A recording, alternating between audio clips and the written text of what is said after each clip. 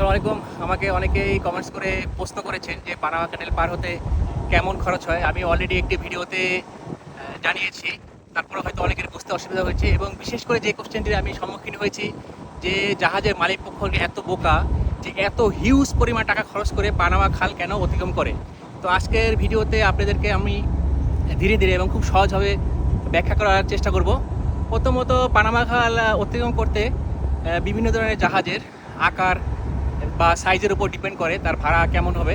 যেমন dry cargo ship, container, car carrier, general cargo, bulk carrier, এই জাহাজের দৈর্ঘ্য, প্রস্থ এবং পানির নিচে যে নাব্যতা তার উপর ডিপেন্ড করে। এখন দৈর্ঘ্য আর প্রস্থ সবসময় ফিক্স থাকে, এতে কোনো পরিবর্তন আসে না। কিন্তু জাহাজটি যদি খালি হয় তাহলে পানির নিচে নাব্যতা কম থাকে, আর জাহাজটি যদি ফুলি লোডেড থাকে তাহলে পানির নিচে নাব্যতা বেশি থাকে, সেই ক্ষেত্রে ভাড়া বেড়ে যায়। আপনারা যখন বিভিন্ন সড়ক, ফ্লাইওভার বা সেতু ক্রস করেন আপনারা খেয়াল করবেন যে গাড়ির সাইজ, আকার এবং ধরনের উপর ডিপেন্ড করে ভাড়া আপ ডাউন হয়।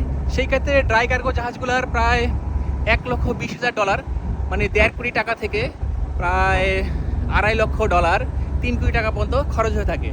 কিন্তু আমাদের মতো এলপিজি জাহাজ যেগুলো, এই জাহাজগুলো যেহেতু বেশি বিপজ্জনক এবং সেন্সিটিভ, সো এই জাহাজগুলোর জন্য ভাড়ার পরিমাণ অনেকটা বেশি, প্রায় ডাবল, প্রায় $2.5 লক্ষ থেকে মানে 3 কোটি টাকা থেকে প্রায় $5 লক্ষ বা 6 কোটি টাকা পর্যন্ত লেগে থাকে। তারপরে আরেকটা জিনিস ডিপেন্ড করে, সেটা হলো বিডিং সিস্টেম। মাঝে মাঝে প্রতিদিন কয়েকটা স্লট খালি থাকে যাতে অনেকে বেশি ভাড়া খরচ করে বা ব্যয় করে পানামা ক্যানেল অতিক্রম করতে পারে। অকশন খোলা থাকে, সো অকশন করে যদি জয়ী হয় সেক্ষেত্রে পূর্ববর্তী বুকিং ছাড়াও ইনস্ট্যান্ট পানামা ক্যানেল ক্রস করা যায়। এবং এই অকশনে মূল্য 1 থেকে 2 মিলিয়ন ডলার, মানে প্রায় 12.5 থেকে 25 কোটি টাকা পর্যন্ত লাগতে পারে। এখন প্রথমেই যে জানিয়েছি যে মালিক পক্ষ কি বোকা, কেন এত হিউজ পরিমাণ টাকা খরচ করে পানামা ক্যানেল কেন ক্রস করে। কারণ পানামা ক্যানেল ক্রস করতে মাত্র 12 থেকে 13 ঘন্টার 10 থেকে 13 ঘন্টার সময় প্রয়োজন হয়। এখন পানামা ক্যানেল যদি জাহাজ ক্রস না করতো সেই ক্ষেত্রে যে সমস্যাটা হতো সেটা আপনাদেরকে এখন জানাচ্ছি। পানামা ক্যানেল ক্রস না করলে বা পানামা ক্যানেল ক্রস না করলে তাদেরকে জাহাজগুলোকে একেবারে দক্ষিণ আমেরিকার সর্বোচ্চ নিচ দিয়ে, যে দক্ষিণ প্রান্ত চিলির স্টেট অফ ম্যাজিল্যান্ড বা কেপ হর্নে যেতে হতো। সেই ক্ষেত্রে জাহাজের প্রায় 13 থেকে 15 দিন বেশি সময় লাগতো। এখন এই 13 থেকে 15 দিনে কী পরিমাণ জাহাজে খরচ হয় আমি আপনাদের একটা ধারণা দিই। যেমন আমাদের জাহাজে প্রতিদিন প্রায় 40 মেট্রিক টন তেল জ্বালানি হিসেবে পুরানো হয়। এখন প্রতি মেট্রিক টন এই কালো তেলের দাম যদি $600 করে হয় তাহলে প্রায় $24,000 হয়ে থাকে। এই $24,000 বাংলা টাকায় কনভার্ট করলে কত টাকা হয় জানেন? প্রায় 3 লক্ষ টাকা। তাহলে 15 দিলে 3, 15, 45 লক্ষ টাকা জ্বালানি তেলে পুরাইতে হবে। তার উপর আসি এই জাহাজগুলোর ভাড়া পার ডে প্রায় $35,000। $35,000কে ইউএসডি এখন 125 টাকা করে ধরি। যদি $35,000কে 125 দিয়ে গুণ দিই প্রায় 83,75,000 টাকা হয়। সেই ক্ষেত্রে 15 দিনে বাড়তি খরচ হয় প্রায় 6.5 কোটি টাকা।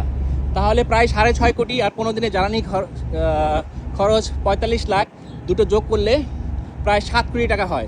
এই জন্যই ভাবুন, এই জন্যই দেখেন মালিক পক্ষরা কখনো 1.5 কোটি থেকে 6 কোটি টাকা খরচ করেও পানামা ক্যানেল ক্রস করে। এখানে সবচেয়ে বড় ইম্পর্টেন্ট ফ্যাক্টর হলো, সবচেয়ে বড়, যদি এই 15 দিন জাহাজ পানামা ক্যানেল ক্রস না করে কেপ হর্ন মানে চিলির নিচ দিয়ে যেত তাহলে 15 দিন বেশি সময় লাগতো।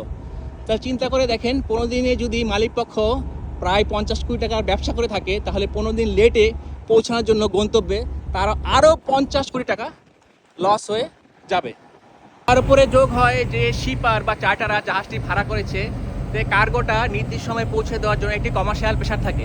সেই ক্ষেত্রে যদি 15 দিন আরও বেশি সময় লাগে তাহলে যে জন্য জাহাজটি ভাড়া নিয়েছে সেই উদ্দেশ্যই ফুলফিল হবে না। 15 দিনে এই গ্যাসের দাম বা তেলের দামে আপ অ্যান্ড ডাউন হতে পারে, অনেক পরিস্থিতি পরিবর্তন হতে পারে। তাই সময় বাঁচানোর জন্য, জাহাজের ভাড়া বাঁচানোর জন্য, তেলের খরচ বাঁচানোর জন্য অ্যারাউন্ড 50 থেকে 80 কোটি টাকা সেভ করার জন্য তারা হয়তো না, তারা 1.5 থেকে 6 কোটি টাকা ইভেন কি অকশন করে 12.5 থেকে 25 কোটি টাকা খরচ করে পানামা ক্যানেল ক্রস করে। আশা করি আমি ভিডিওতে খুব সহজভাবে আপনাদেরকে বোঝাতে পেরেছি। আজকে প্রায় 7 দিন পরে এখানে সূর্যের দেখা পাওয়া গেল, আলহামদুলিল্লাহ। সাইক্লোন বা নিম্নচাপের জন্য এতদিন আকাশ যথেষ্ট গ্লুমি ছিল। এদিকে আকাশ এইখানে সন্ধ্যাবেলা খুব সুন্দর একটি আবহাওয়া সৃষ্টি করেছে, সাদা মেঘের উপরে অনেকটা সিঁদুরের মতো একটা লাল আভা সৃষ্টি হয়েছে। চমৎকার দৃশ্য, মাশাআল্লাহ, আলহামদুলিল্লাহ, আল্লাহু আকবার। মুহূর্তে আমরা প্রশান্ত মহাসাগরে আছি, আমাদের পরবর্তী গন্তব্য চায়না। আজকে সাগর মোটামুটি যথেষ্ট শান্ত, পানি অনেকটা পুকুরের মতো টলমল করছে। পশ্চিমে সূর্য প্রায় ডুবার অপেক্ষা আছে। এদিককার দৃশ্যটা আরও খুবই সুন্দর। বাতাসের গতিবেগ কিছুটা আছে, যথেষ্ট না, বাট মোটামুটি, হয়তো আমার কথা মোটামুটি বুঝতে পারতেছেন আমরা। গ্যাস ট্যাঙ্কার জাহাজ সম্পর্কে যদি আপনাদের জানার কিছু থাকে তাহলে আমাকে কোশ্চেন করার জন্য আমন্ত্রণ রইল, আমি উত্তর দেওয়ার জন্য রেডি আছি। আলহামদুলিল্লাহ, আপনাদের কোশ্চেন এবং আগ্রহ দেখলে আমার ভালো লাগে। ভিডিওটি পছন্দ হলে শেয়ার করার অনুরোধ রইল, তাহলে আমি যে কষ্ট করে ভিডিওগুলো বানাই তার সার্থকতা কিছুটা হলেও ফুলফিল হবে। আপনাদের বন্ধু পরিবার সবাই দেখার এবং জানার সুযোগ পাবে। আপনারা বাসায় বসে সমুদ্রের মাঝখানে সবার পক্ষে আসা সম্ভব না। আমি যেহেতু একজন প্রফেশনাল নাবিক, সেই সুবাদে সমুদ্রেই আমার জীবন, এখানেই আমার বসবাস। সো আমার সাথে নীল সমুদ্র, সাদা ঢেউ এবং অপরূপ সুন্দর আকাশ দেখার সুযোগ পেয়ে যাবেন ইনশাল্লাহ। অ্যাকোমোডেশন বা বাসস্থান, এখানে আমরা থাকি মূলত মেশিনারি স্পেস বা ইঞ্জিন রুম, সামনে এটি রেলি কম্প্রেসার রুম। এদিকটার কিছুটা সমুদ্রের গর্জন শুনতে পাচ্ছেন আশা করি। এদিকটা ভিউ দেখলে আপনি বুঝতে পারবেন যে কথায় আছে প্রকৃতি অনন্য সুন্দর, আর এর অনন্য উপাদান হলো সমুদ্র। মহান রাব্বুল আলামিনের সৃষ্টি কি অপরূপ হতে পারে, মাশাআল্লাহ, আমার সাথে দেখলে অনেকটা ফিল করতে পারবেন।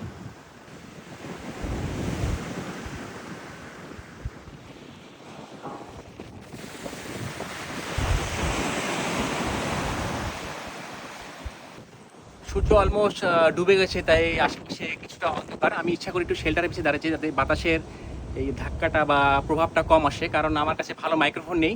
বেশি বাতাসে গেলে আপনারা আমার ভয়েস ঠিকমতো শুনতে পারবেন না। তো আমি আপনাদেরকে আশেপাশে ভিউ দেখিয়ে বিদায় নেবো। এতক্ষণ আপনাদের সাথে ছিলাম আমি শাকিল, শিব ছিল শাকিল পেজ থেকে। আমার ফেসবুক, ইনস্টাগ্রাম, টিকটক, ইউটিউবেও সেম নামে পেজ রয়েছে। আশা করি আপনারা ফলো করবেন, তাহলে আমার কষ্ট কিছুটা হলেও সার্থক হবে। সো আপাতত বিদায় নিচ্ছি, আল্লাহ হাফেজ, সাথেই থাকুন। আমি আপনাদেরকে লাস্ট সমুদ্রের গর্জন এবং পশ্চিমে যে সূর্য ডুবে যাচ্ছে সেই অপরূপ দৃশ্য দেখে বিদায় নিব। চলুন,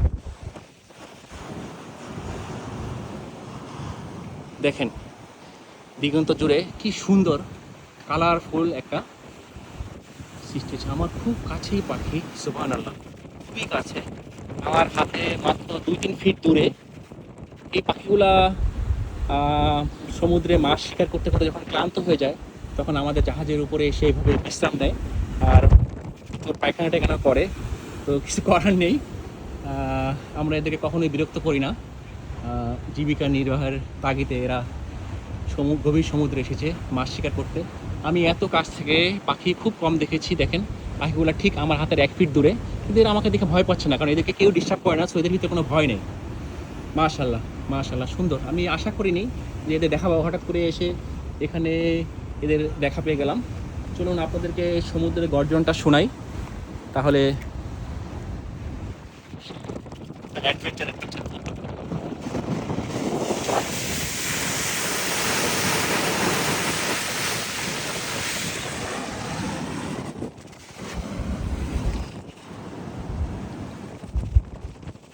হ্যালো, জানি না ঠোকা মারবে কিনা, ধরার চেষ্টা করি। আমি হাত দিয়ে টাচও করতে পারতেছি, দেখেন মাশাআল্লাহ। বাবা বিরক্ত করবো না, একটু আদর করার চেষ্টা করি। যা, আদর আদর আদর আদর আদর করি।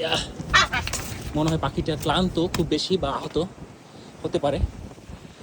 যাক, আল্লাহর রহমতে অনেক কিছু দেখার তৌফিক দিয়েছেন আল্লাহ, আল্লাহু আকবার। ঠিক আছে, তো আপাতত বিদায় নিচ্ছি।